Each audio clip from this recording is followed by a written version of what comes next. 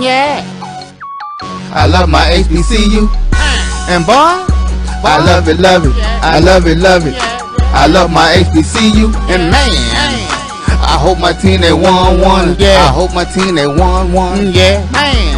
I hope my team they won one. I hope my team they won one. I tune into the HBCU Sports Lab to see if my team won or lost. If they lost, I'm quiet as a mouse. But if they won, keep tab. I'ma do the dab, yeah. Dr. Cavil, he know what he be talking about. Mike and Charles, they know what they be talking about. They compress the analytic data with your hip hop. If you know them like I know them, they gon' tell you if your team, if they won or lost, and who the ball, who the ball. So listen to Professor, yes sir, and pay attention, cause he gon' teach you. This is Dr. Cavil with Inside HBCU Sports Lab with Mike Washington and Charles Bishop. Mike Washington is ghost. We're not sure what is going on or who's going on. He claims he's on assignment. MIA. That's what I'm going to call him. I know that wasn't his line name, but it seems appropriate now. Well, so that's his new line name. That being said, the show must go on. And we have none other than Professor Bishop. And I heard that he said his brother was not heavy, so he's always found a way. Always. He picks up the other hand with that. I'm going to say, how you doing, Professor Bishop? Doing well, Doc. You're doing well. We're going to watch and see the impact of Hurricane Ian in terms of very fluid situation, in terms of its impact, especially within our region of HBCU football this weekend. So we'll see, what the impact might be. All right. Yeah. And we can go in a little more news and take a deeper dive, because I understand there's some cancellations of at least one game, which is a huge game because it's homecoming. I'll let you talk a little deeper about that. But let me get into it. Welcome to episode 311 of Inside the HBCU Sports Lab radio show and podcast. The show that's covering the sporting HBCU dash for all things HBCU sports from institutions large and small. From the NAIA to the NCAA, we share insights and information on the HBCU sports culture. HBCU athletic aesthetics to facilitate the story of HBCU athletic programs in the business of HBCU sports. Simply, a lot of times we like to call it just the HBCU sports pedagogy. I'm your host, Dr. Kenyatta Cavil, along with my co-host, Mike Washington, Charles Bishop. We're filming from our home studios and sending a signal live to KCOH 1230 AM studios with the Texas Radio Hall of Famer, multi-Hall of Famer, that is Ralph Cooper, in the beautiful home of Texas Southern University from Houston, Texas. Got a big matchup in Houston this weekend. Texas Southern's going to take that next step. Or will Alabama say kick that dirt off of us a little too early? We'll get into some more matchups in the second half of the show. We'll get a special appearance from none other than A.D. Drew, more than likely, to make sure that we get in the deeper dive on the mid-majors as we like to do. With that being said, today's episode of Inside the HBCU Sports Lab is sponsored by THG Agency, LLC. THG Agency is a company that provides sporting and educational consulting and data analytics. As Mike would like to say, we take the deeper dive in the data numbers. We want to know what's going on. With that being said, let me do some shout outs, if you would. Lab listeners, for those lab rats, as G. Boom Holly like to say. I just call them lab listeners as they come in here for the weekly lectures to make sure that they're going to do what's necessary to get a great grade out of this course. Unlike some of these coaches, there might be a diversion of the grading scale in terms of what took place on the first test. Students are here doing well, but we'll talk about that later as we get closer to midterm. On that second test, give you another couple of games to round out homework assignments to make sure that we grade you well enough. But with that being said, we have Noel Price. Emma Price is in the building. Mary Allen says, hello, everyone from Miami. Hope all is well down there in Florida. Obviously, I know Miami got a break this time compared to some other places, but good to hear from you, Mary. Theron Waters, Orlando, Florida, checking in. Be safe down there, Theron. We appreciate you. Call more, Sub-Lab Rats. I hear you. You all keep the state of Florida in your thoughts dealing with Hurricane Ian, which is going up to other states. Yes, Looks like it's going to water and coming back into the state of South North Carolina. So we certainly appreciate Chuck Hunt making sure that everybody knows that we have their thoughts, minds, and prayers. As I told you about Noelle Price, she said, checking into the lab. Good evening, Dean and Professors. Appreciate you. Emma Price, hello from Daytona Beach. Who's that in Daytona Beach? Are you representing the Wildcats? Or do you just reside there? Emma Price, appreciate you checking us out. Noelle Price, prayers up for Florida, no doubt. Thomas Einstein Maddox says, good evening. That's Ron Wallace's hashtag Wildcats. I like it, but don't cook me. It's showing up and showing out. I guess that's what happens when you get that big first victory in the conference this year, early on against Grambling without a G. Lonnie Shaw, in the words of Big Tex, howdy. Yeah, so somebody's talking about the state fair, I believe, up there in Dallas. That is the big site of the game, Grambling and Prairie View. Brother Wendell Davis shouting out, Bama in the lab. That's a PB Bama and Brother Alpha over there representing in Tuscaloosa. Thomas Einstein Maddox says JSU is the #1 band and should be in poll today. We'll see. Is that a push or notch? We'll see what that means. Stick around with us. I understand. South Carolina State about to kick off on the SEC. Yes, Noelle Price, keep us up on that. Let us know how that's going. Regina, let me say it again, Regina Johnson, shout out. Ricky Burton, all roads lead to Dallas. State Fair Classic time. Yes, it will be good at the fair. Make sure y'all get a turkey leg for your boy. Kay Johnson, great evening, Sports Lab fanatics. Time for the class. Yes, it is. Who else we got in here? Regina Johnson says, good evening, Lady Brave.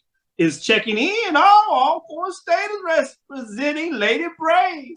Boy, they were still running all over the place, is what I was told last time I looked around. EC Nobles.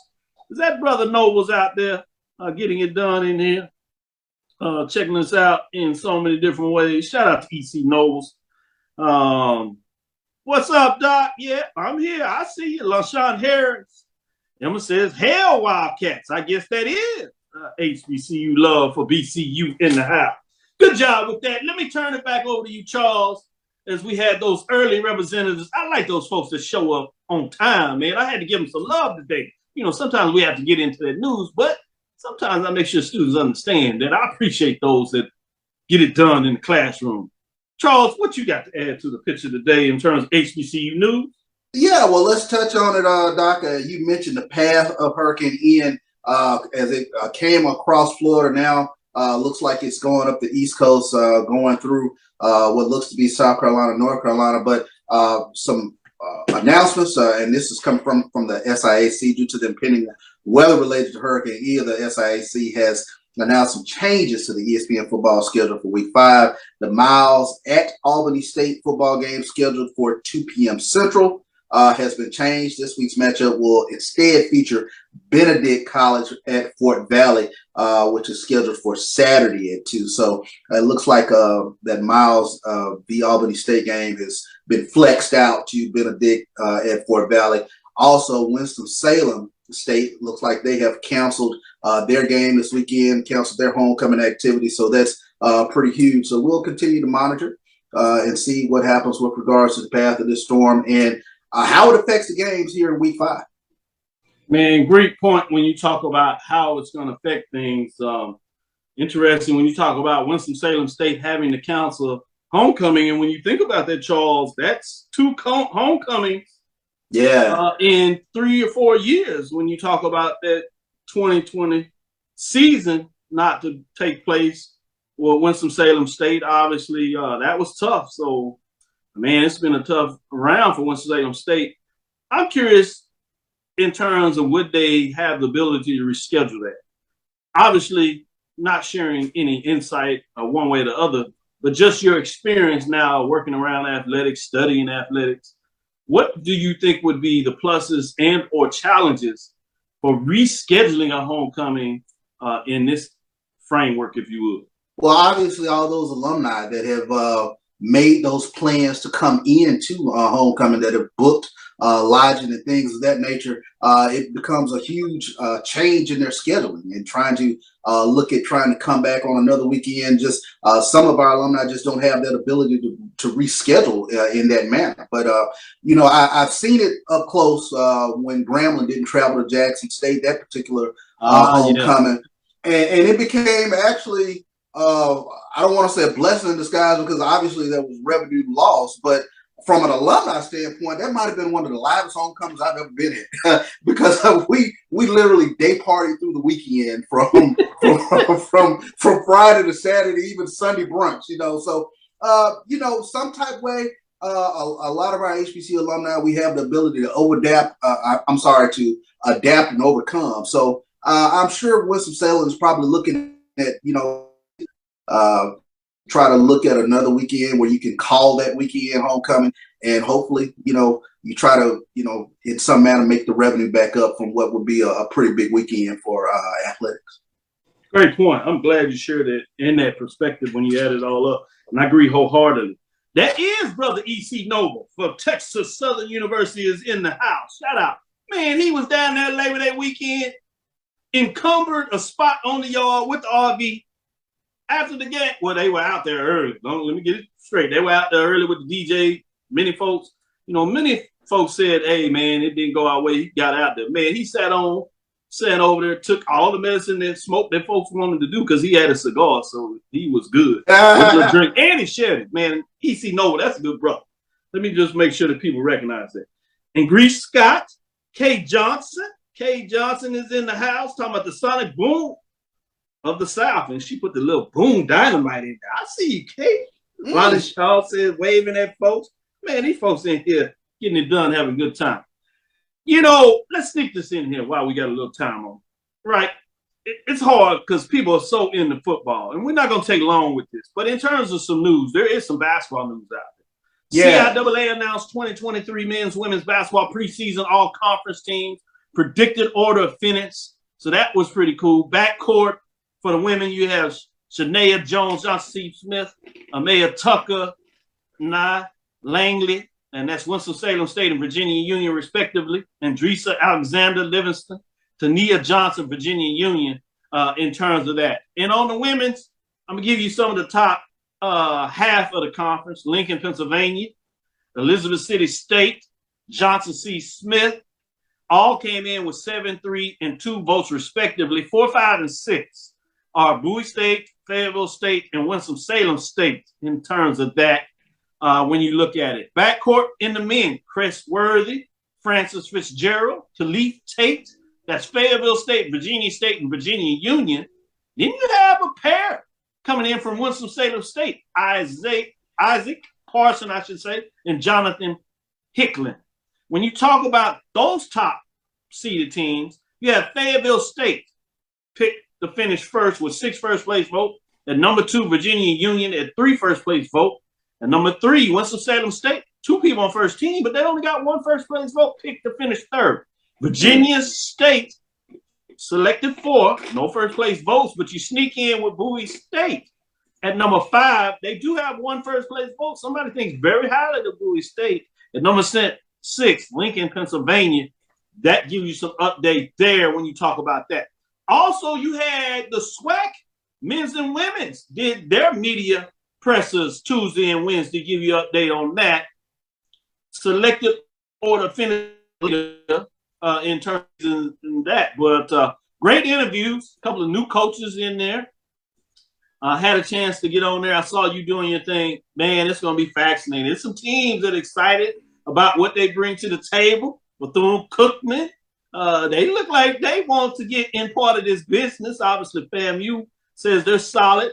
I talked about them taking that trip to Texas for the first time as Texas and Prairie View took that trip out there. So I'm fascinated with this unbalanced schedule that I always tell y'all about when y'all selecting these teams, football or basketball. Make sure you think about the unbalanced schedule. Some folks are going to have that where it benefits them, and sometimes it may not benefit them in regards to what that looks like, but it's just part of the expanded league. We see that SEC, Pac-12, if you would, Big Ten, with these larger leagues, ACC, where you have these unbalanced schedules, which is just fascinating in so many different ways. So I wanted to get your thoughts on that before we go to this first break.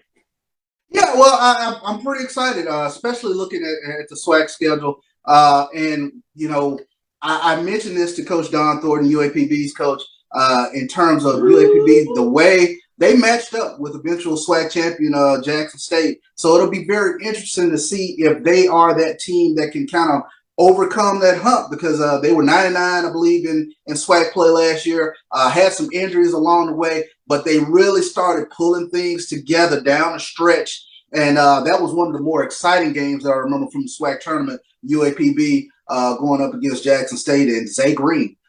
She comes back. She is probably one of the more electric players in the conference. Pair her with another big that UAPB is bringing in. So it's going to be a very exciting season. And again, we talked about it a little bit last year. I think there will be a little more parity in the league. We'll see who can kind of bring Jackson State down a peg. So it'll be a very, very interesting season. Oh, I think it's fascinating how you just broke that down. And Arkansas Pine Bluff is one of my teams to look at. I mean, they got it done in non-conference schedule. Played Jackson State, probably the toughest, like the previous year that you saw with Alabama State that took it down there. And they just didn't have enough pieces, but they got a lot of transfers. They got some depth. They got people coming back. They got maturity. The other team quietly that we're used to is Prairie View over there. There it is. Believe that they got the puzzle. You know, confident coach when you talk about what's going on there. I'm fascinated to see what Prairie View can get done in regards to what's taking place. Obviously, Alabama State, I think, will be right back in the mix. They were close in terms of what goes on there. But good point. Let me ask yourself, what are your thoughts on the men's side in terms of what that looks like? Well, and the men's side, I think, is even more wide open. We saw Alcorn literally come out of nowhere last season to really be right there in the mix. So you talk about parity on the women's side, it's real parity on the men's side to see, you know, when you look at the league and you bring in so many new transfers. One thing that I kept record of, everybody talked about, I brought in 8 new players. You know, I brought in 9 new players. And it's like, wow. You know, that it takes a while to adapt to their culture. And a lot of times we just don't see the pieces fit until you get somewhere mid to late January going into February where the team starts gelling and you really get a real fix on what these teams are. Yeah, it's a lot of coaches that are chomping up the bits that feel that they've added the recipe and the right pieces. Folks, new coaches, Alabama A&M, Alabama State, you know, Alabama State's coach came over from South Carolina State, rebuilding that program. Folks that follow the MEAC understand what he did there in terms of getting South Carolina State back in the mix. So looking at there, then you have Mo Williams that goes over to Jackson State, similar to what you saw in football with Prairie View's previous coach going over to Southern. You see that in basketball. So that's going to be fascinating to see what that looks like. He's at home, feeling really refreshed and feeling in that place, understands what the expectations are. He brings a big-time player with him, but he's went to work in the recruiting. You got Alabama A&M coach over there that has a lot of experience and feels comfortable, and he got some key pieces back. And you can tell he like the new coach at Texas Southern with that Zen master framework, what he works on. You gonna talk about a team that's gonna be mentally tough. And for those Bulldog fans out there at Alabama A&M, he's gonna get them excited because he's talking about playing up tempo. He's talking about saying he's gonna push it. He's gonna play some defense, and so they have obviously, which Coach Pettaway, he's from that framework and he likes that attitude, and that's what he wants to do. So that's fascinating to me. Then you got Prairie View that believes that they rebuilt and put the pieces together, has some players back. Players that were out of position, didn't have the depth. He's going to be interested in what he goes on. I'm fascinated with that. And then you got the big bully on the block, Texas Southern University. Now, be careful over there, Southern, that had, much like Pine Bluff, Dawn, on the women's side, preseason, he got it done Southern preseason and just fell apart. Well, he thinks he's added depth. And that's just a peep of the peeps. I told you about Bethune-Cookman Grambling out there with their chest out. I think that's what he said is deep. What you think? Who can knock off the standard? Because every year, once we get to the SWAC tournament, it's the Texas Southern Tigers. That's why I keep saying, who can knock off the standard once we get to tournament time? But I tell you what, they do a tremendous job over there at Texas Southern in terms of getting that a basketball team ready. The crowd is behind them, but it'll be fun. Texas Southern, when you have to take the Texas two-step with Texas Southern Prairie View, who can fight through that and make their way up into the upper echelon of the SWAC standings. Well, let's get in here. We gave you a little extended time because we wanted to squeeze in a little basketball. I hope you got excited about that. I know you're in football season, and in some of those teams, most teams are still in the hunt. You talking to MEAC, they ain't got the conference play yet. Let's take our first break. This is Dr. Bill inside the HBCU Sports Lab with Mike Washington, Charles Bishop. We'll be right back on the other side, and we're going to get into the marching sport and give you an update on that. Stick with us. The human voice has always connected audiences with experiences. Major brands all across America have trusted Kever's voice time and time again. Conversational, powerhouse, intelligent, and sincere. That's the voice you need for your creative marketing process. KEAVERSVOICE.com. Kever's Voice, Kever's Voice, KeversVoice.com. Always on, all the time.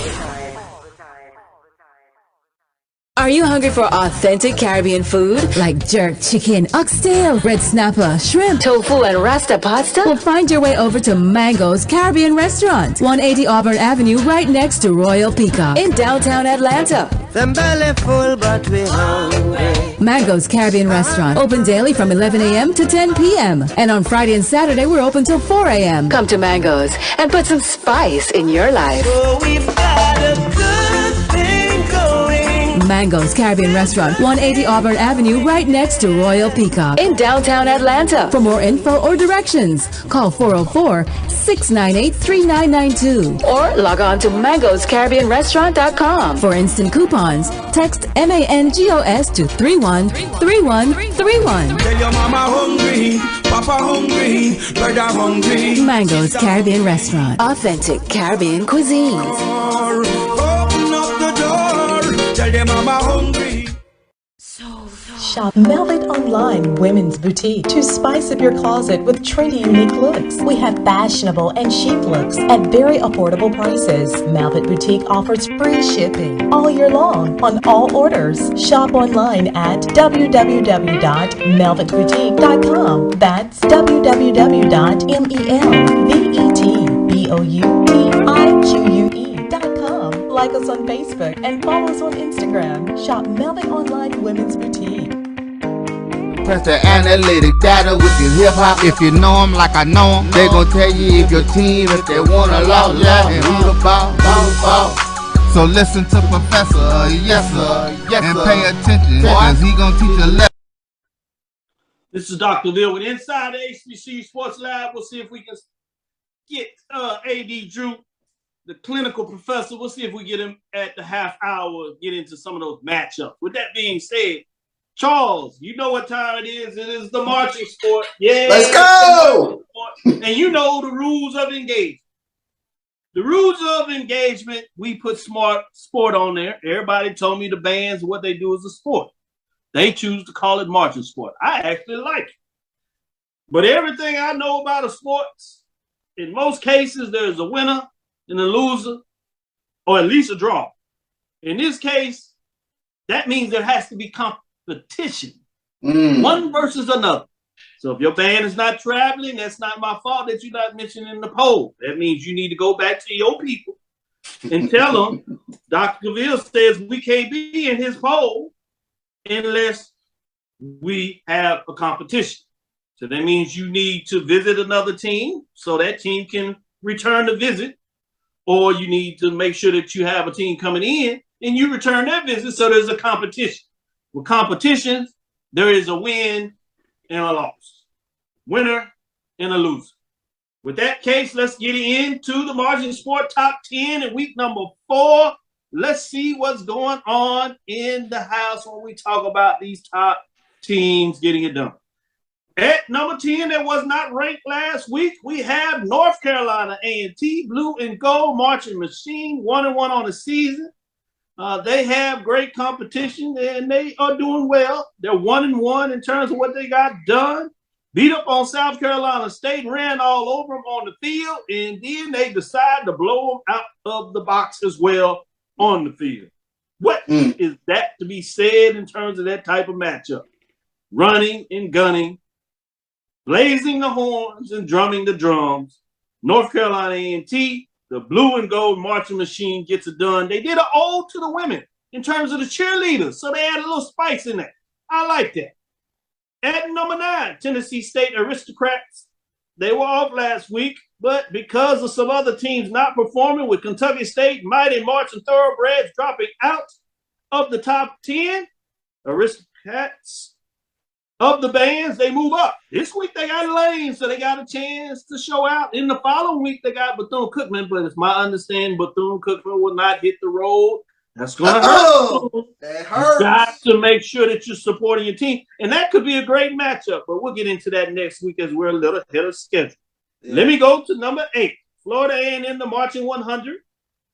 Good showdown in terms of what they got done. Alabama State, that short trip did not make it. I mean, Alabama A&M, not as short as Alabama State, but still right there. They did not make it. And this is the thing with these bands. Oh, man. Let me get you into this. I know y'all got this expectation. FAMU didn't make it up this year. So instead of saying we're going to go down there next year and challenge FAMU to say that you need to return the trip, they said we're going to play eye for eye. You didn't come, we didn't come. First on the road. So it ended up hurting both. Alabama A&M has a chance to go down there. You saw Alabama State got housed. They didn't get it done. FAMU didn't participate. You got to get on the road, FAMU. Go up there. Alabama A&M, get on the road. At number 7, North Carolina Central, the Sound Machine Marching Band is in at number 6. They fall a spot. They're 2-0. They were off last week, basically. Yeah, I know they played a football game. But, you know, Virginia Lynchburg, that's a whole different conversation. They got it done in that matchup, but it wasn't to be noted because the bands didn't have a contest. At number 6, Alcorn State, the Sounds of Dynamite. 1-1 on the season. Arkansas Pine Bluff, man, the battle there. They get it done. They move up 2 spots. Not only on the field, but in terms of the halftime show as well. Much shout out to what's going on there. Let's get into the top 5. Not a lot of changes here in terms of what's going on. But if you don't get these performances this week, I promise you next week, because there's some matchups, things will change. But let's just see what's going on here. At number 5, we have Prairie A&M, the Marching Storm, 2-0. They take off against the world fame this weekend, the State Fair Classic. Should be interesting. Yes. Let me talk about this. Prairie, if you get on the bus, you could have went to Alabama State, and they'll come back for you. I know they didn't come last year, but we need matchups. Tell your people. It's going to be hard to stay in the top 5 if you don't have contests. Yeah. That's not on me. That's on you. Yeah. Number 4, that Alabama State. That should have been a matchup, man. That should have been a matchup. We should be talking about what took place. 2-0. At number 3, Bethune-Cookman. They fell last week. They stay right there. They're going to fall next week again because they're not participating in contests. It's hard. Wow. 2-0 on the season. Yeah. Which only allows them to stay there for so long. At number 2, Southern Human Jukebox, 2-0. They are at 2 first-place votes. They stay at number 2. No contest. They had an open week, so it's a little different there. So I understand that. You can't play when there is not a scheduled game. That's a different one. That's not on you. And number 1, Jackson State, Sonic Boom and South, 4-0. Jackson State, Mississippi Valley. We saw the matchup, what happened on the field, and what happened at halftime as well. Jackson State improves to 4-0, 3-0, and they getting it done. 3 first-place votes, 87 total points. That'll do it for Marching Sport Top 10 this weekend. Charles, tell me what you think is going on in the Marching Sport. You know the game. You know the rules. Let me know your thoughts. First and foremost, let me give a shout-out to the Lean Mean Marching Machine of Mississippi Valley State. It was brutally hot in Jackson this weekend. They sat still. They stayed in the stands. And Shout out. They battled. They battled. That means something. And guess what? Here's a dynamic that I love to see, Dr. Bill. Who is the band that can be the 12th man, that can give me that mojo, especially when the momentum starts rolling in my team's direction? If your band ain't there, it kills you. Why? Come on, band. I need you to be there. Bethune-Cookman, I need you to hit the road. It'll be interesting. to see if Alabama State makes the trip to Houston this weekend, because I think that would be a dynamic matchup, because I thought the Ocean Soul, they hung tough. And if you check the blogs, a lot of people say, they got the jukebox up there in Dallas. So, that's a matter of interpretation. But the Ocean Soul is back, folks. So I can't wait to watch them this weekend and what sort of show that they have. But Prairie View and Grambling, great neutral site game up there in the Cotton Bowl. Who is the band that can give their team that something extra? Make my funk the P-Funk of March Storm. I want to hear them tubas from Grambling. Who can give me that momentum shift? Because we all know when the band gets into it, the fans get into it. And guess what? Being on the sideline, the team gets into it. They want to make plays. You want to keep the momentum going. That's huge for me. Let's see what happens this weekend.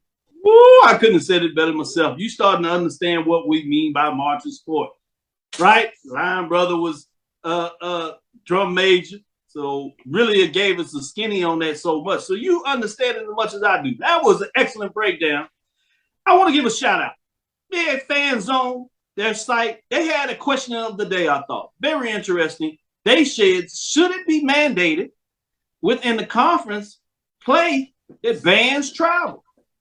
A lot of people were like, ooh, I like this idea. People got in there, some concern with travel, but a lot of folks, certainly, they said as if it's within a driving distance, it should be done. I doubled down on it. I liked it. I loved the question. What about in the SWAC? In your division, at least. On your division games, right? No 5 reason. games. You got one in your division that's usually a neutral site type of game, which means you would literally need to make 2 trips in terms of your division. 4 games, 2 trips. Mm-hmm. 2 on the road.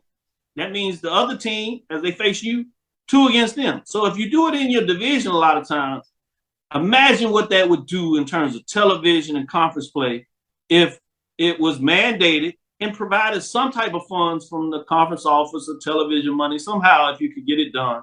Where in divisions, there was a mandate that your band had to look at 2 trips they would make from divisional foes, which means at home you would get at least 2 of your 8 conference games that you knew the band would be there. And again, that doesn't include your neutral site game. So for Alabama A&M, Alabama State, that's a neutral site game at the city. Grambling and Prairie View, neutral site. Texas Southern and Prairie View, neutral site.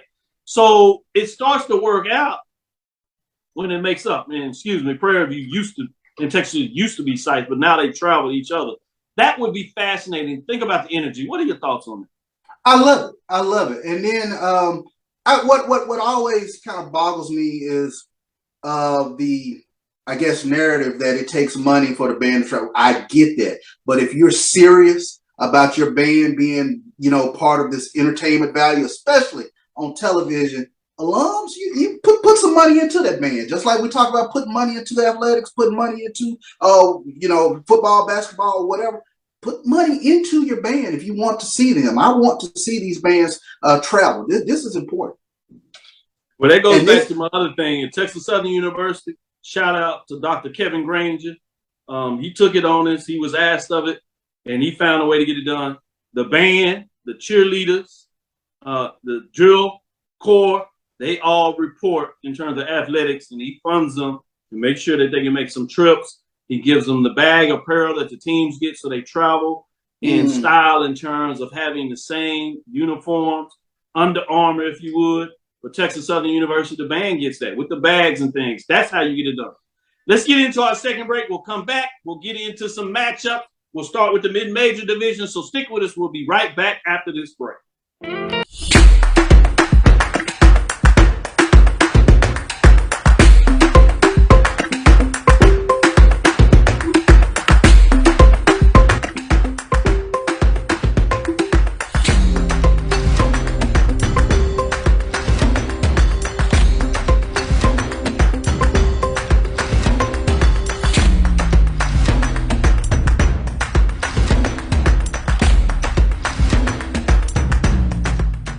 It's never too early to plant the seed, to share the tradition, and instill a sense of pride in your HBCU with your little ones. HBCU Pride and Joy Children's Boutique helps you share your school spirit with a wide selection of adorable kids apparel and accessories officially licensed from your favorite HBCU.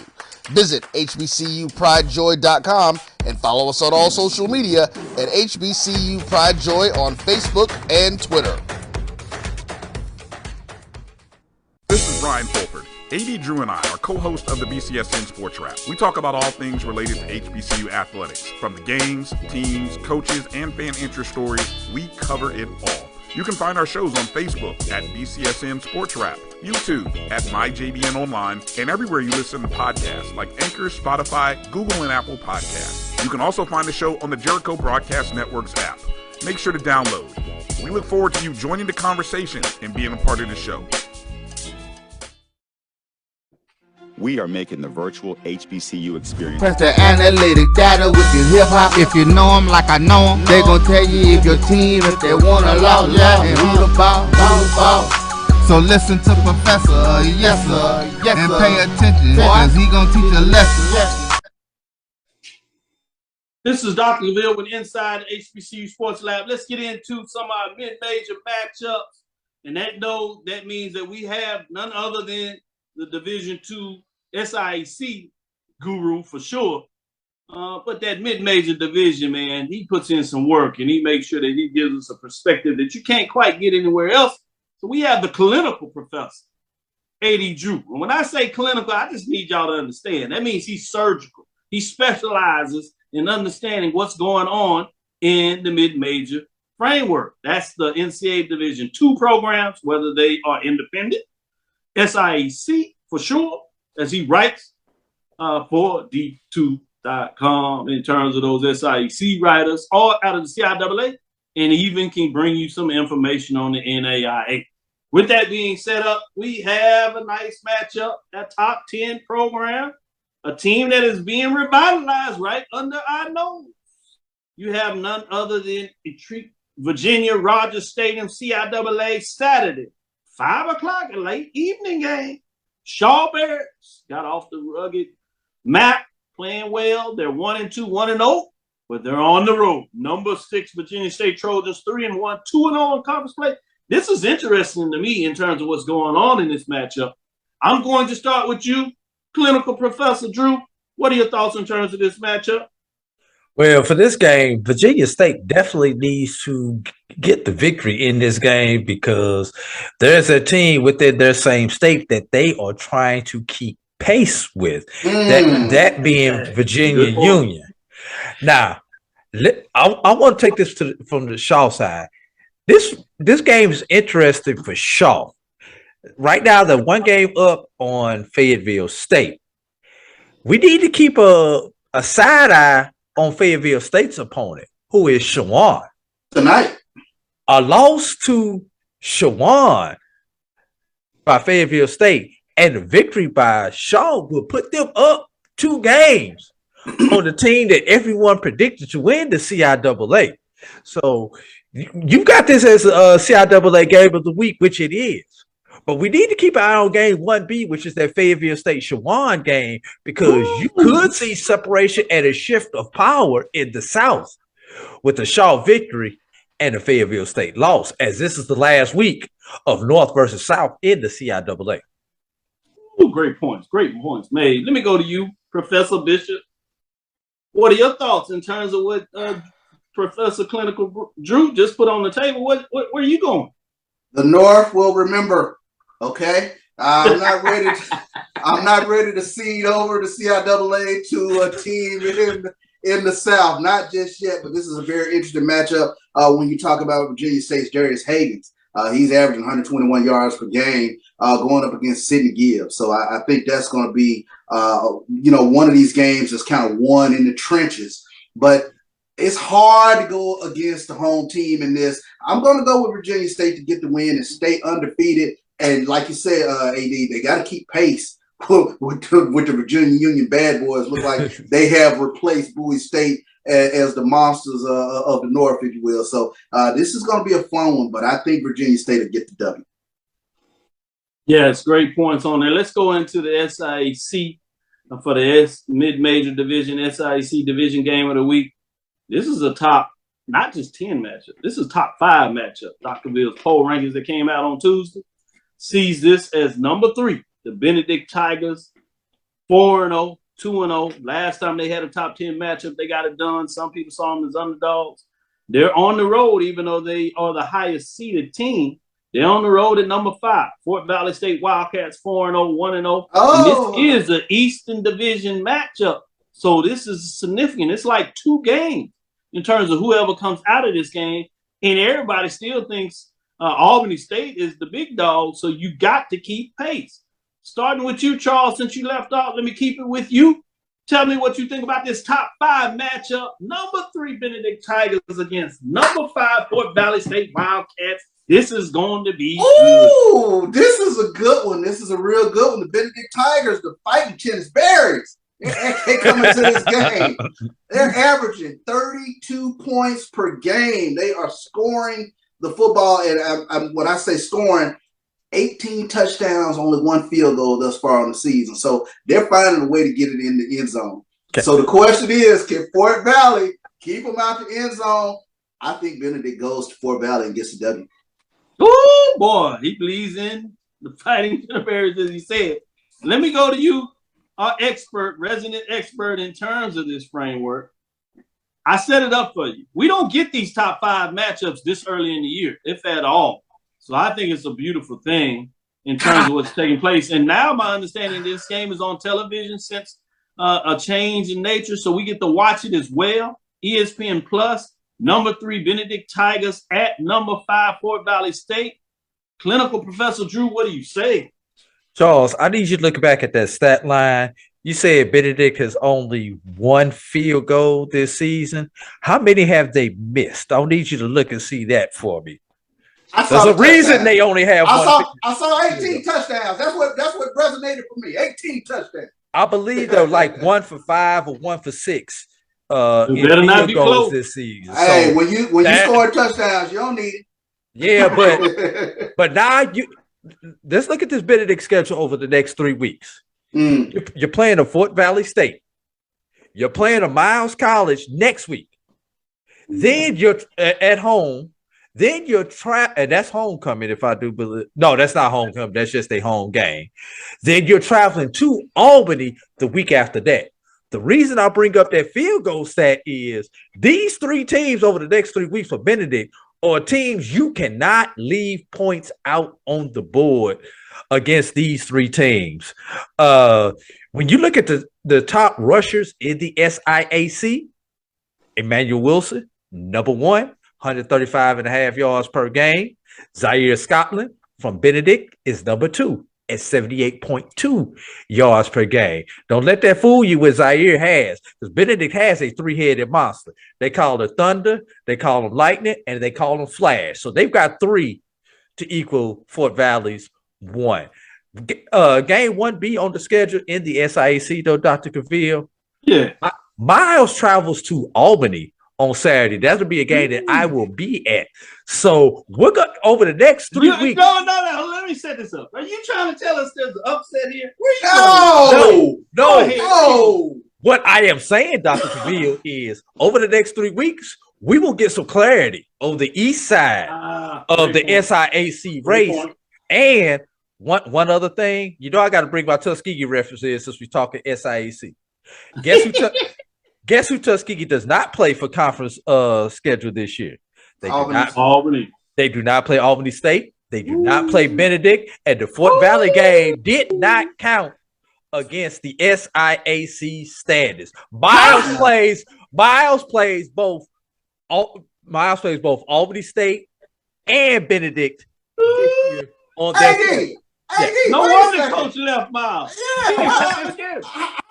They get more the guillotine. Who are you talking to over there? The official schedule from the conference office, because everybody's always had that. Did this game count? And some games count for one team and some games don't count. But Tuskegee has the easiest schedule of all the teams in the West. Man, so that's something to keep your eyes on. That's Tuskegee why we call you versus the East will determine who's going to win. That clarity will be determined over the next 3 weeks in the East. Oh, good points. Great points, Brandon. That's why we call him the SIC mid-major guru in terms of bringing us information that you can't get anywhere else, maybe on his own show, obviously, Brian and AD. And in my article, as they share with sports, or in your articles on B2 in terms of when you write for the SIAC. Keep it going. Great work, man. Making sure that you provide informative information on these mid-majors programs, particularly out of the SIAC. Wonderful job. With that, let's take our third break as we get into the fourth quarter. Time to bring up the four fingers. We're going to come back with the major division matchups. We're going to get into what's going on in the MEAC and what's going on in the SWAC. Some big games here. We might sneak in a couple of more just to give you some updates since we didn't have Clinical Professor Drew on Tuesday. So stick with us. We'll be right back with some great information as we get into the major division. We are making the virtual HBCU experience available wherever you live through Stillman Online. We offer online degrees in business, criminal justice, psychology, and religion. Stillman also offers technology badges in cybersecurity and data analytics. You can participate in all student activities, fraternities and sororities, internships, graduation ceremonies, and much more. Apply for admission today at stillman.edu. Stillman College, where we prepare you for a different world. T. Madden and Associates is a sophisticated and experienced law firm located in your neighborhood. We're turning injury to cash. T. Madden and Associates obtained almost $2 million for my injury. They turned my injury to cash. Now, we can't guarantee how much your injury is worth, but we've recovered millions for our clients. Call T. Madden and Associates at 833-PAID-123. That's 833-PAID-123.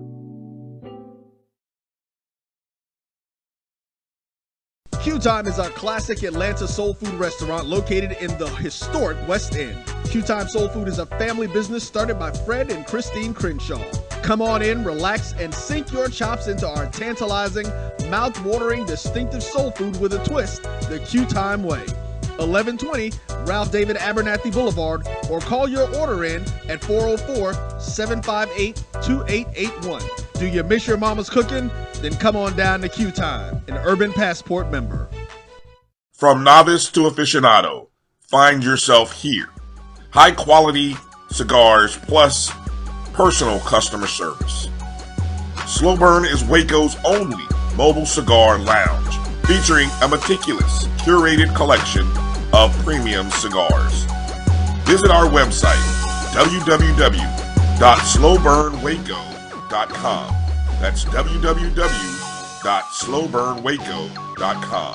Press the analytic data with your hip hop. If you know them like I know them, they gon' tell you if your team, if they wanna law, and who the ball. So listen to Professor, yes sir, and pay attention, cause he gon' teach a lesson. This is Dr. Cavil with Inside HBCU Sports Lab. We have Charles Bishop and A.D. Drew for our final segment of the show. Let me give some love out there. I know it's real early, but baseball at the major league level, you see what's going on there. People chasing home run records, at least in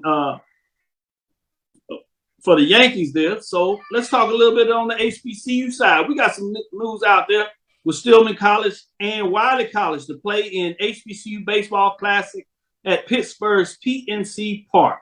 HBCU baseball is coming to PNC Park. NIA program Stillman College and Wiley College out of the Gulf Coast Athletic Conference will meet for a fall exhibition in the inaugural Pittsburgh HBCU Classic hosted by the Pittsburgh HBCU Collaborative at the home of Pittsburgh Pirates on Monday, October the 10th at 6:30 p.m. Eastern Standard Time. Admission is free. This is a great opportunity for these conferences and institutions. Many of y'all may not realize, but they do now have fall baseball where people prepare, getting into shape, stay in shape if you would, and they're allowed to play a couple of games, whether it's NCAA, Division II, Division I, or NEIA, and this is an example of where they're making it work to actually go play in the big-time Major League Baseball park. So shout out to all those involved.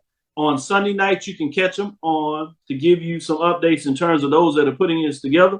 I just told you a little bit earlier, Brian and AD Sports Wrap, they're getting another piece of how they get into that mid-major level, and they're going to give you some insights, more information about this ball game. But keep your eyes on what's going on there. With that, let's get into the major division matchups. Set it up. MEAC game of the week is a non-conference game. North Carolina is on the road Number 2 in Dr. Bill's Inside HBCU Lab. If you talk about that, Lewis Creek, North Carolina, MEAC against Big South Conference. October 1st, 6 o'clock on ESPN Plus. This is an interesting matchup. North Carolina Eagles 4-0 on the season, top 25 team at Campbell's 1-2. This is a team that plays, obviously, North Carolina A&T in the Big South as their conference mates. They go down to the SWAC and play Jackson State, top 25 team. So it's going to be fascinating in a lot of ways. We already know what North Carolina did in terms of the Colonial when they went up to New Hampshire at the time. That was a top 25 team, ranked number 25, and they get it done. Can they get it done again? Let me go to you, 80 Drew. What are your thoughts in terms of this matchup here? I know the Eagles would not admit this, but they know that Campbell is already on Jackson State's schedule to play in, what's that, 2 weeks, Charles? I believe you guys play Campbell? Homecoming, yeah, in 3 weeks. 3 weeks, okay, in 3 weeks. North Carolina Central will come out and try to send a message to y'all in Mississippi by putting up as many points as they can against Campbell, because right now a lot of people have the Eagles as the favorite to win the MEAC. They want to send a message to y'all in Mississippi to think about them. Don't sleep on them. We gonna show y'all what we can do. Let's see what y'all can do against the Campbell Eagles. Not only do I expect Central to win this game, I expect them to win this big. I expect Central to put up a 50-burger on Campbell. Wow, interesting. Charles? 50-burger, wow. What are your thoughts on this matchup? AD Drew laid it down on the table, boy. A 50-burger on the road. Okay, all right. But you know what? I will agree with you, AD. I do think Central does go on the road and gets this win. Huge win coming off of a nice 59-burger over Virginia Lynchburg. I think the offense is really clicking on all cylinders. And we've seen North Carolina Central once this season take a road trip and bring the show on the road. I like to see a team that's solid like that. Their game travels, defense travels. I expect for North Carolina Central to get this done. Man, big time matchup. I like what you said there. I'm fascinated about this, and I can't wait to watch it. I believe in a lot North Carolina Central, and I think maybe not 50, but I do see them making a statement and getting out of there with the win. Major division matchup, SWAC game of the week. We're going to go a little off the beaten path because one of these teams, in a lot of ways, is probably going to be out of it. This will take you to Baton Rouge, Louisiana, A.W. Mumford, SWAC Western Division matchup, Saturday, October 1st, 5 o'clock p.m., ESPN 3, Arkansas Pine Bluff, 2-2 on the season, 0-1 at Southern, which is 1-2, 0-1 on the season as well. Both of these teams have lost not only a conference game, but a division conference game. Southern to Texas Southern in the Arlington Classic. And last week, Arkansas Pine Bluff lost on the road to the Braves. Alcorn got it done against the Golden Lions, but Golden Lions are not getting in favor in terms of starting off the conference race with 2 straight road games, but they got a chance to make a statement here. Last time they went in Baton Rouge, it was during the spring season, and they got the victory. Obviously, a lot of change has changed, if you would. A lot has changed in Baton Rouge since then for Southern. But Pine Bluff, Perry, senior quarterback, I'm interested in this matchup in terms of who will find a way to kind of maybe right their season and put it on a different path. What are your thoughts, Charles, in terms of this matchup? Huge matchup. I mean, your backs are up against the wall, like you said, Dr. Bill. A loss here, and you might as well be waiting on basketball season. So Skylar Perry is the most seasoned quarterback in this league. And I said last week, these are the type games that he has to show up in. He has to carry this UAPB football team to get W's, especially on the road. The question for me is, which Brashawn McCray shows up for Southern? You have to be consistent. You have to take care of the football. What I saw last week, was I had some UAPB defenders making some business decisions whether they were going to tackle Jarvie and Howard. And Southern has somebody who can tote the rock in Jared Sims. I expect no less than 25 carries from Jared Sims. I expect Southern to get the W at the Southern to get the victory at home. Drew, what are your thoughts in terms of this matchup? Fellas, not only is this an elimination game in the West, this is a respect game in the West. Because of the 3 combined victories between these two teams, none of them have been against an FCS opponent. Arkansas Pine Bluff has beat a Division II and an NAIA program. Southern has beat an NAIA program. So we got 3 victories, but these are paper victories as far as I'm concerned. These two teams are 0-2 as far as I'm concerned, looking at this matchup. So the question is, can Arkansas Pine Bluff go into Baton Rouge, Louisiana, and make better business decisions, Charles? I like how you put that. Make better business decisions against Southern. Now, here's the thing, though, Charles. Southern don't like to run the ball like Jackson State likes to run the ball. Eric Dooley is going to try to throw the ball all over the place. If Eric Dooley tries to do what he did against Texas Southern and against Arkansas Pine Bluff, I can see Arkansas Pine Bluff sneaking out of Baton Rouge with the victory. And so he's got to make sure he not necessarily play to his strengths, but you got to play to the weaknesses of the other team sometimes. I saw a running back go for almost 3 bills last week against this UAPB defense. If Coach Dooley is not putting that rock in Jared Sims' hands, that Southern fan has the right to be a little upset. What was the scout report against Texas Southern? What were you supposed to do? And did he do it? Has he learned his lesson? We will find out Saturday at 5:00 Central Time. He learned to listen to the scout report. That's a great point when you talk about it like that. The other thing is they might have the running back, but do they have the offensive line? Many people think they can push themselves around. Obviously, it needs to be seen whether they can do it or not. But I think it's one thing to look at an opponent to think that you can run on them because they previously got run on. Obviously, Pine Bluff is going to go back to the lab themselves and try to shore up the run. Do you have the same offensive line and running back as Alcorn to get that done? So I'm always fascinated when we talk about the roadmap has been shown.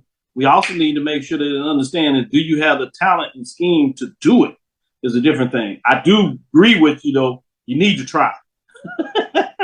With that being said, we got a little time here before we shut it down. We don't have to go in details, but I just want your general thoughts on this. It's a different type of matchup. Howard travels to Yale, obviously. Howard, many people try to talk about the Ivy League in terms of them, Black Ivy. I can't stand that framework. I'd rather call them the University of Timbuktu, one of the oldest universities in terms of Africa that has started what it means to be higher education. I didn't see it more like that in terms of the matchup here. If you're going to go from that framework, just a little tidbit to share that with you. But I do think it is fair to look at this matchup. Very unique in terms of what it takes place. A lot of people have been talking about a second bowl game that would feature maybe a team out of the SWAC matching up with the Ivy League because they don't play in postseason. So this is a chance to kind of see it on the field during the season. So interesting matchup. Later in the year, Harvard travels to Howard. So fascinating in terms of what this may look like between two very esteemed institutions. What are your general thoughts on this type of game? Do you like the idea of it being played, Charles? I don't have any problems with it being played. I think from a fan standpoint, a lot of us like to see these out-of-conference games where we, quote-unquote, take on teams, in this different sphere of FCS. Some type of way it does something for our pride to play those teams. I don't know. So when you listen to some fans in that regards. But one of the things that I am taking note of with regards to this game, a lot of people talk about Shedeur Sanders being in the top 5 in the nation. Quentin Williams is right behind him at Howard. He's in the top 10 in terms of passing in the nation. So we'll see if Howard in this passing game get on track versus Yale. Oh, good point. AD Drew, what are your general thoughts in terms of this matchup You like the idea of these games being played? Obviously, Howard going on the road to Yale. Later in the season, Harvard coming into Howard. I like it. What I find intriguing about it is everybody has to remember Ivy League does not give out athletic scholarships. So, I find it interesting the fact that, they got all this money, they got all this endowment. They've got these athletes here, but these are not just, hey, I can run the ball, I can kick the ball, I can shoot the ball or whatever. These athletes at the Yales and the Harvards bring a lot more to the table because you have to have grades at this school. I like that I like to use academic elite institutions, Dr. Cavil. That's what I like to use when I compare I'll take that. Institutions. So it's really good to see an academic elite institution with scholarships going against an academic elite institution without scholarship. And one other thing about the Harvard game coming to, remember, they're traveling to DC. They're not traveling to campus. As that game is being played, I believe, downtown in the soccer stadium. Game will not be played on campus. So they don't get a full taste of the HBCU culture because the game's been moved to an offsite in DC. Well said. Good points in all facets of that when you talk about that. And while Ivy League does not give athletic scholarships, they do give academics. In terms base and everything else. If you meet that minimum academic standard that they set to get in the institution. So it's not that they don't have the money. So they are getting financial money. It's just done in a different way in terms of scholarship. So great point when you break that down, and I do fascinate. Going back to the SWAC quickly, we talked about on Tuesday in regards to the classic game of the week, Prairie View Grambling. But out of these matchups, Bethune-Cookman at Alabama A&M, Mississippi Valley at FAMU, Alabama State at Texas Southern. We talked about Pine Bluff at Southern. So leaving that out, we talked about Prairie View at Grambling. Of the other 4 games, don't have to be long with this. Which one excites you more out of those 4 matchups? Which one do you want to have one eye on, Drew? Which one of those matchups have your interest? The Rambling Tears at Prairie View. They don't have a G anywhere, so try to see if they can earn their G back. If you take the G out of both Grambling and Tiger, you get the Rambling Tears. So want to see if they earn the G back. That's tough. I've seen that out there a little bit.